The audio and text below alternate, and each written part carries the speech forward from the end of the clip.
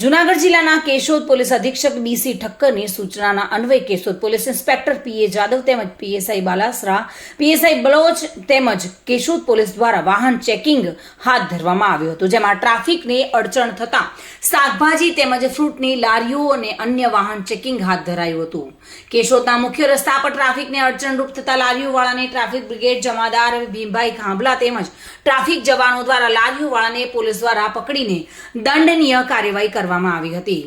કેશોદના Mangrol road પર ચાંદીગઢ પાટિયા પાસે PSI Baloch તથા પોલીસ જવાનો દ્વારા આવતા વાહનોના ચેકિંગ કરવામાં આવ્યા અને ત્યાંથી પસાર થતા તાલુકા પંચાયત વિરોધ પક્ષના નેતા પ્રતિનિધિ મનીષ ચુડાસમા દ્વારા પોલીસની સરાહનીય કામગીરી જોતા તેમણે ખાસ અભિનંદન પાઠવ્યા હતા અને કામગીરીને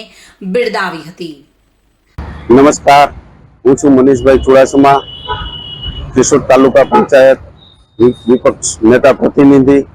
આજ રોજ કેશોદની અંદર ચાંદીગઢના પાટિયા પાસે જે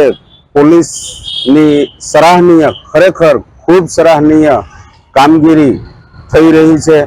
ત્યારે એમના વિશે મારે કહેવું હોય તો પીએસઆઈ બલોચ સાહેબના અધ્યક્ષસ્થાને આ જે ચેકિંગ ચાલુ છે એ આપણે જે પહેલગામમાં હુમલો થયો એના અનુસંધાને તેમજ અહીં કાયદાકીય રીતે લોકોને સમજણ પડે, કોઈ ગેરવાહનો આવી ન શકે, તેમજ તેમનું ફૂલ ચેકિંગ કરવું, ખૂબ જ આ બધું મેં મારી નરી આંખે જોયું છે, ત્યારે